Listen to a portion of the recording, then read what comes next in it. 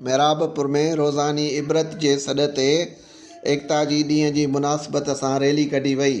रैलीअ में मेराबपुर तहलके जे मुख़्तलिफ़ ॻोठनि शहरनि मां सक़ाफ़ती वेस में अवाम भरपूर शिरकत कई, जंहिंमें सिंध मां अफ़गानी पंजाबी धारियनि जी नेकालीअ लाइ ज़ोरदार नारा हंया विया।